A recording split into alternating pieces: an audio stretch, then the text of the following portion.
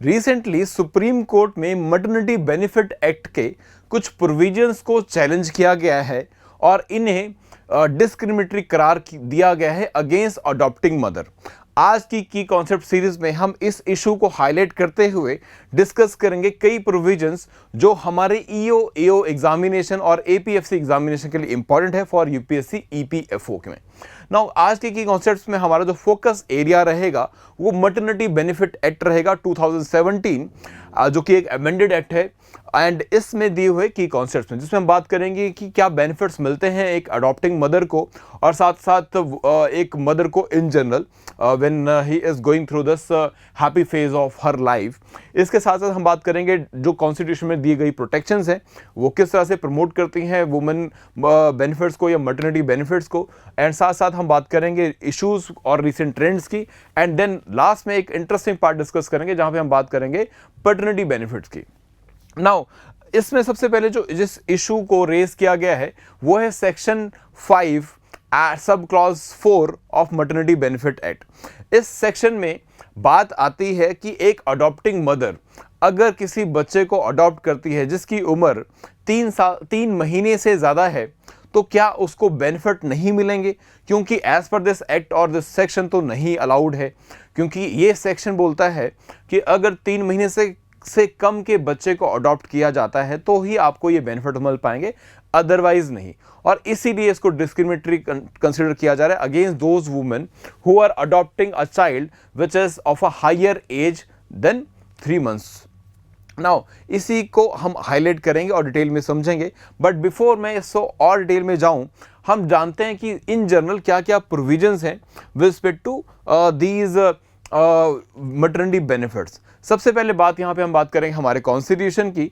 Constitution के जो various articles हैं, चाहे वो फंडामेंटल राइट हो या डायरेक्टिव प्रिंसिपल्स हो, वो प्रमोट करते हैं वुमेन्स वेलफेयर को और लेबर वेलफेयर को इन जनरल। यहाँ पे 2 आर्टिकल्स का मैं स्पेसिफिकली रेफरेंस दूंगा जो वुमेन के राइट्स के साथ साथ मैटरनिटी बेनिफिट्स की भी बात करते हैं या मैटरनिटी राइट्स की भी बात करते हैं, जिसमें कि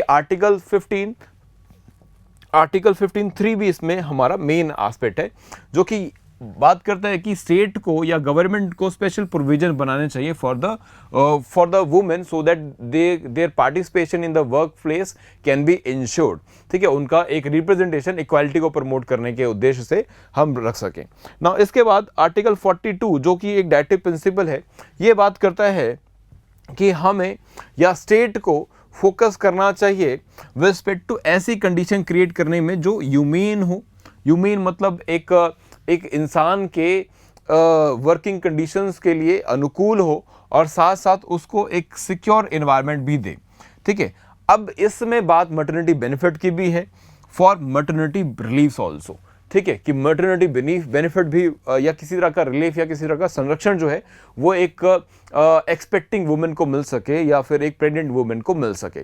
सो इन्हीं उद्देश्यों को लेकर या these principles has been implemented through various act, और इसी को इम्प्लीमेंट करते हुए मैटरनिटी बेनिफिट एक्ट इंडिया में आता है, जिसको अमेंड किया जाता है 2017 में और जिसको काफ़ी प्रोग्रेसिव माना गया कि इंडिया ने वर्ल्ड को एक एग्जाम्पल सेट करके दिया है एक प्रोग्रेसिव मैटरनिटी बेनिफिट एक्ट के लिए।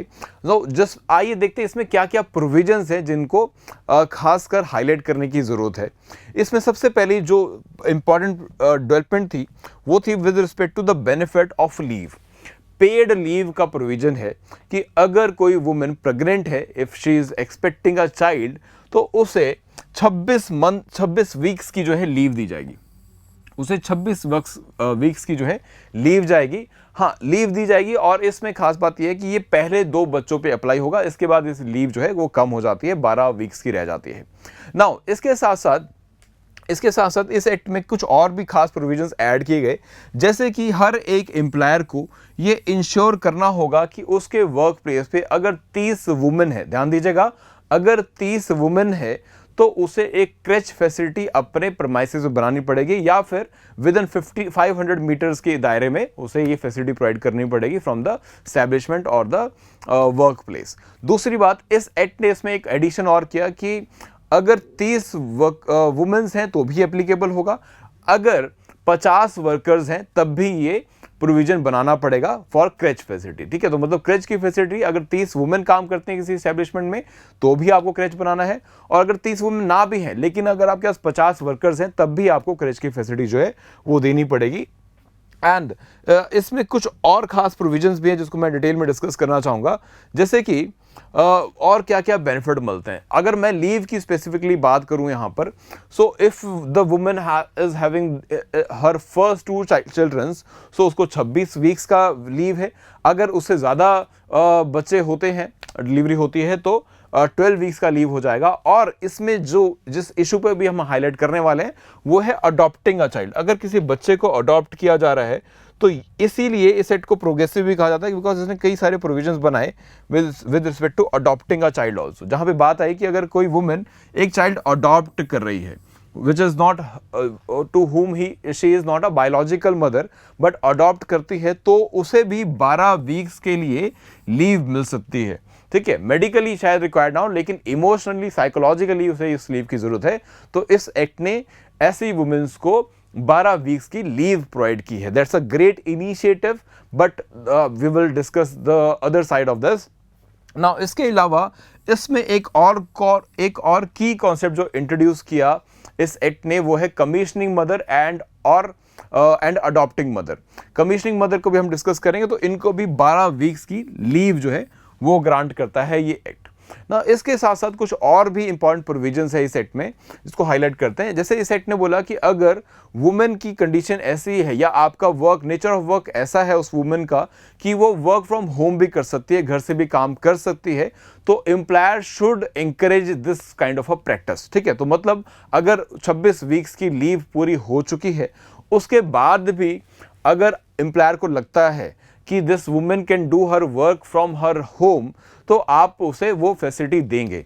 ठीक है, this is a kind of encouragement which government is doing, trying to give through this act, and ऐसी क्रेच की फैसिलिटी वी हैव डिस्कस। इसके अलावा एक मेडिकल बोनस भी दिया जाएगा इस वुमेन को, बिकॉज उसके खर्चे अल्टीमेटली बढ़ गए हैं। ठीक है, मैटरनिटी बेनिफिट एक्ट एक्चुअली 2 तरह से बेनिफिट करने की कोशिश करता है एक वुमेन को, प्रेग्नेंट वुमेन को, क्योंकि उसका फर्स्ट सोर्स ऑफ इनकम जो है वो सिक्योर कर दिया गया है इन द फॉर्म ऑफ कि भाई जॉब पे ना जाने के बाद भी पेड लीव मिल रही है फॉर 26 वीक्स। और दूसरी साइड पे क्योंकि अब पेड लीव तो मिल रही है लेकिन मेडिकल एक्सपेंसेस उसके और भी होंगे, तो बाकी खर्चे तो एज इट इज़ है, जिसको इंश्योर करने के लिए सैलरी को भी एज इट इज़ रखा गया कि 26 वीक की जो लीव पे जब जाएगी वुमेन तो उसको कंपनसेशन भी सिमिलर मिलेगा, सेम मिल जाएगा जो उसको अदरवाइज मिलता जब वो जॉब पर थी एक्चुअल में ना। इसके साथ उसके लेकिन मेडिकल एक्सपेंसेस जो हैं वो भी बढ़ेंगे, तो उनको भी इंश्योर करने के लिए, because she need to visit multiple time to the hospital, medicine वगैरह भी होंगी, डॉक्टर्स की कंसल्टेशन भी होगी, तो उसके लिए एक बोनस भी ऐड किया गया ऑफ 3500 रुपीज़। ठीक है, तो ये हैं प्रोविजंस जो हम लीव के एस्पेक्ट पे या ओवरऑल एस्पेक्ट पे डिस्कस करते हैं। नाउ अब आते हैं उस स्पेसिफिक प्रोविजन में जहां पर मेन कंसर्न हुआ है, जहां पर जिसमें मेन इशू जो है रेज किया गया है। Section 5 clause 4 of maternity benefit act 2017। Now अब इस एक्ट की अगर वर्डिंग पे हम चलें, अगर हम इस वर्डिंग को समझें तो वर्डिंग क्या कहती है कि अगर you have a women who is expecting, 2 तरह की वुमेन्स की यहाँ पे बात की गई है कि अगर आप लीगली अडॉप्ट कर रहे हैं किसी चाइल्ड को या फिर आप एक कमीशनिंग मदर हैं, तो भी आपको 12 वीक्स की लीव मिलेगी। ना ये तो बात बिल्कुल ठीक है, अभी हमने डिस्कस कर लिया कमीशनिंग मदर का। अब इसमें जो की कॉन्सेप्ट है कमीशनिंग मदर उसे भी डिस्कस कर लेते हैं। कमीशनिंग मदर एक बायोलॉजिकल मदर होती है जो एक वूम को रेंट पे लेती है फ्रॉम अ अदर वुमेन, जिसको सैरोगेट मदर बोला जाता है। ठीक है, अब ये बच्चा जो है वो इस सैरोगेट मदर के वूम में पैदा होगा, लेकिन biologically this child will be considered to be associated with the biological mother और द कमीशनिंग मदर, बिकॉज उसी के एग जो हैं वो यूज़ किए गए हैं in the other women, embryo जो है वो दूसरी वुमेन का यूज़ हुआ है। ठीक है, now in this particular manner, so अब क्योंकि medically she may not be suffering that much, जो अदरवाइज अगर अपने ही वूम में अगर बच्चे का जन्म होता तो उसको सफर करना पड़ता, but still as I said कि emotionally and psychologically she will have specific attachment and she will need that kind of a support system or that kind of a breathing or ease during that phase. तो उसे भी 12 weeks की leave दी गई है। ये काफ़ी progressive step था जो इंडियन गवर्नमेंट ने लिया bye including this provision in this act. Now अब बात करते हैं उस प्रॉब्लम की जिसको हमने इसमें इनिशियली हाईलाइट किया, that is a woman who is adopting child older than 3 months gets no benefit। ठीक है, gets no benefit। नाउ इसी को कंटेंट किया जा रहा है कि भाई आप जो है वुमेन्स को बच्चे अडॉप्ट करने के लिए डिस्करेज कर रहे हैं, जो कि अगेंस्ट है या कॉन्फ्लिक्टिंग है with the other act that is juvenile justice act. ठीक है, जुवेनाइल जस्टिस एक्ट जो है 2015 का एक्ट है ये। इसमें बात आती है अंडर सेक्शन 38, जो ये आइडिया प्रमोट करता है कि वुमेन को या ऑर्फन्स को या जो बच्चे बिछड़ गए हैं, अबंडन कर दिए गए हैं, उन्हें अडॉप्ट किया जाए। ठीक है, अब एक एक्ट तो जो है वो अडॉप्शन को प्रमोट करता है और स्पेसिफिकली ये बोलता है कि 2 महीने के बाद के बच्चों को अडॉप्ट किया जा सकता है, और दूसरा एक्ट जो है इन अ वे डिस्करेज कर रहा है कि अगर 3 महीने से ज़्यादा की उम्र के बच्चों को अगर आप अडॉप्ट करते हैं then you will not be getting any benefit under the maternity benefit act. So ये कॉन्फ्लिक्टिंग है। इन्हीं प्रोविजंस के बेसिस पर इसे सुप्रीम कोर्ट में चैलेंज किया गया है। नाउ दिस इज सो इसकी वजह से ये सेक्शन काफ़ी न्यूज़ में है, तो आपके एपीएफसी के एग्जामिनेशन में या ईओ एओ के एग्जामिनेशन में ये सेक्शन नंबर भी आ सकता है जिसमें सेक्शन पूछा जा सकता है। और इससे रिलेटेड ये प्रोविजन जो अभी हमने डिस्कस की कि 3 महीने से कम का उम्र का अगर बच्चा है तो अडॉप्ट किया जा सकता है बाय द मदर, जिसको अडॉप्टिंग मदर हम बोलेंगे, बट अगर उससे ऊपर की उम्र का है तो अडॉप्ट किए जाने पे कोई बेनिफिट नहीं मिलेगा। ठीक है, अडॉप्ट तो अदरवाइज भी कर सकते हैं आप, अगर 3 महीने से ज़्यादा की उम्र का बच्चा भी है अडॉप्ट तो फिर भी किया जा सकता है, लेकिन जो बेनिफिट मैटरनिटी बेनिफिट एक्ट में मिल रहे हैं स्पेसिफिकली द 12 वीक्स लीव वो नहीं मिल पाएगा। सो मेन कंटेंशन वहाँ पर हमारी रेज होती है। नाउ इसके बाद आगे चलते हैं। नाउ नेक्स्ट पार्ट है with respect to the payment. अब ये पेमेंट होती कितनी, जैसे मैंने आपको बोला कि जो कंपनसेशन जो पेड लीव्स होंगी, तो पेड लीव्स का मतलब क्या है, तो पिछले 3 महीने में जो वो वुमेन अर्न कर रही थी एज अ वर्किंग वुमेन, जब वो काम कर रही थी उस एस्टैब्लिशमेंट में, तो उसकी एवरेज निकाली जाएगी उस 3 महीने की सैलरी की, और वो 3 महीने की जो एवरेज सैलरी है वही एज अ कंपनसेशन से पे किया जाएगा as a maternity benefit maternity benefit provisions. ठीक है, सो ये अकॉर्डिंगली कैलकुलेट किया जाएगा। नाउ मैं इस पीपीटी का पीडीएफ भी आपको दूंगा ताकि आप इसके डिटेल प्रोविजंस को रीड भी कर सकें। ये पीपीटी पीडीएफ आपको जो हमारे टेलीग्राम चैनल है सक्सेस ट्री का, वहाँ पे मिलेगा, उस जिसका कि लिंक आपको इस वीडियो के डिस्क्रिप्शन में मिल जाएगा। ठीक है, तो वहाँ पे जाके आप साथ में सब्सक्राइब भी कर सकते हैं टेलीग्राम चैनल को, ताकि आप इन सारी इंपॉर्टेंट पीपीटी पीडीएफ्स और कंटेंट से एसोसिएट कर सकें। नाउ अब तो ये बात कर ली, जैसे मैंने बोला कि भाई बात तो बहुत बड़ी बड़ी है, ऑन पेपर से सब कुछ बहुत अच्छा भी लग रहा है, लेकिन मैं आपको अगर हाईलाइट करूं कि ऑन ग्राउंड्स क्या स्टेटस है, सो ये जो बेनिफिट्स हैं, क्योंकि ये बेनिफिट्स देने की रिस्पॉन्सिबिलिटी सारी की सारी है ऑन द एम्प्लॉयर। ठीक है, 26 वीक वो वुमेन जब ऑफिस में काम नहीं कर पाएगी तब भी आपको उसको 26 वीक्स की लीव देकर साथ में वेजेस भी देने होंगे, एंड अपार्ट फ्रॉम दैट अब bonus also, your health bonus या योर सेपरेट कंपनसेशन भी देना पड़ेगा। नाउ अब ये जो सारा कंपनसेशन है ये सबकी रिस्पॉन्सिबिलिटी एम्प्लॉयर के ऊपर आती है। नाउ एक सर्वे कराया टीम लीज ने 2019 में, एक सर्वे कराया जिसमें ये बात हाईलाइट हुई, बड़ी इंटरेस्टिंग और बड़ी I will not call it interesting but बड़ी डिसहार्टनिंग सी बात हाईलाइट हुई है कि 2017 में इस एक्ट के आने के बाद 2019 में जब ये सर्वे हो रहा है, इस पूरे पीरियड में ये देखा गया कि 10 से 18 लाख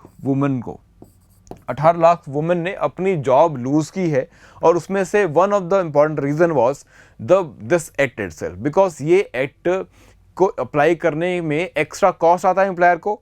सो ये देखा गया कि एम्प्लॉयर इससे झिझकते हैं। इस एक्ट की अप्लाई करने के जो प्रोविजंस है उनसे झिझकते हैं। एंड इसको एक सर्वे के फॉर्म में टीम लीज ने हाईलाइट भी किया। इस सर्वे में अगर आप देखेंगे सो आपको मिलेगा कि 40% जो रिस्पोंडेंट हैं उनको तो कोई दिक्कत नहीं है, वो कॉस्ट बेयर करने के लिए रेडी हैं। बट यहाँ पे 26% ऐसे भी हैं जो ये बात कहते हैं कि हम चाहेंगे कि हम इस वुमेन की जगह जो एक्सपेक्टिंग हो सकती है या है, हम एक मेल को हायर कर लें, बिकॉज हमें कॉस्ट सेव होता है। 26 वीक का जो कॉस्ट है वो सेव कर पाएंगे। एंड ऐसी बिकॉज और भी बेनिफिट्स एंड कंसेशंस आपको देने पड़ेंगे, उससे वो बचेंगे। एंड साथ ही साथ 12% ऐसे भी हैं जो इसके बारे में कुछ कहना नहीं चाह रहे या नहीं समझ पा रहे हैं कि इसका इम्पैक्ट कैसे रहेगा। ठीक है, तो देखिए कितना बड़ा नंबर है जिसकी वजह से वुमेन में लूज देयर जॉब ऑल्सो। ठीक है, सो ऑन पेपर, तभी मैंने बोला कि on paper it seems to be very good, but practicality जो है उसमें अगर हम देख रहे हैं तो यहाँ पर बहुत सारे लैग भी हैं। ठीक है, तो आपने एक्ट तो बहुत अच्छा बनाया लेकिन इम्प्लीमेंटेशन में अभी दिक्कतें हैं। अब इन दिक्कतों को अगर हम दूर करने की बात करें तो कई सारे आइडियाज जो हैं वो प्रमोट किए जाते हैं। इनमें से एक आइडिया है जो ILO ने प्रमोट किया, 2014 की उनकी एक रिपोर्ट है, जिस रिपोर्ट के हिसाब से 16% कंट्रीज जो हैं वर्ल्ड में ऐसी हैं जो कहती हैं कि आप एक जो है मिक्स्ड मॉडल रखिए। मिक्स्ड मॉडल मतलब कि सारा का सारा बर्डन एम्प्लॉयर के ऊपर मत डालिए कंपनसेशन देने का, इसे शेयर कीजिए विद द गवर्नमेंट, कि कुछ पार्ट गवर्नमेंट पे करे और कुछ पार्ट जो है जो एम्प्लॉयर है वो पे करे। तो इससे एम्प्लॉयर का जो बर्डन है वो कम हो जाएगा। And instead of being discourage to hire a women, they will be encourage, कि भाई वो वुमेन को फिर हायर करना चाहेंगे। और ऐसे ही 54% जो कंट्रीज हैं वर्ल्ड की वो ऐसी हैं जो मैटरनिटी लीव्स को फंड करती हैं थ्रू वेरियस सोशल बेनिफिट्स। ठीक है, जैसे गवर्नमेंट की खुद की स्कीम जहां पे वो मैटरनिटी बेनिफिट के लिए खुद से ही कुछ रिम्यूनरेशंस या नॉट द रिम्यूनरेशंस बट कंपनसेशन पे करते हैं। ठीक है, या फिर कुछ ग्रांट जो है वुमेन्स को डायरेक्टली दे दी जाती है, एम्प्लॉयर से ना लेकर गवर्नमेंट डायरेक्टली खुद दे रही है। तो ऐसे भी 58% कंट्रीज हैं वर्ल्ड में। ठीक है, इंडिया उनमें से नहीं है, अनफॉर्चुनेटली इंडिया उसमें से नहीं है। तो सारा का सारा जो बर्डन है वो अभी एम्प्लॉयर्स के ऊपर ही है, मालिक के ऊपर या जो कंपनी है या एस्टैब्लिशमेंट है उसके ऊपर इसकी रिस्पॉन्सिबिलिटी है। नाउ ये तो बात हो गई with respect to maternity benefit and the benefit given to the mother. लेकिन एक पार्ट में इसमें और आपसे डिस्कस करना चाहता हूं जिसके बारे में बात बहुत कम होती है और अब होनी शुरू हुई है, स्पेसिफिकली विराट कोहली के कुछ इनिशिएटिव्स के बाद या उनके लिए गए कुछ कदमों के बाद, जहां पे जिसको हम बोलते हैं पैटर्निटी लीव। नाउ क्या ये सारा का सारा जो एक्ट है ये वुमेन के सेंट्रिक है, वुमेन सेंट्रिक है, जहां पे वुमेन को मैटरनिटी पर लीव दी जा रही है। अब समझिए जो बच्चा है इस फैमिली में वो जितनी रिस्पॉन्सिबिलिटी मदर की है उतनी फादर की भी है। And the father may be also very much incline to take that responsibility, but the problem is this act do not give any kind of a benefit to the father. अब father को आप ऐसा कुछ benefit नहीं दे रहे तो सारी की सारी जो रिस्पॉन्सिबिलिटी है वो अल्टीमेटली फिर वुमेन पे ही आ जाएगी, मदर के ऊपर ही आ जाएगी। And that is not a good idea. So and that is not considered to be a progressive idea. So कई सारी कंट्रीज वर्ल्ड में ऐसी हैं जो फादर को भी कई सारे पैटर्निटी बेनिफिट देती हैं या जैसे कि लीव देती हैं। सो अगर हम बात करें स्पेसिफिकली यहाँ पे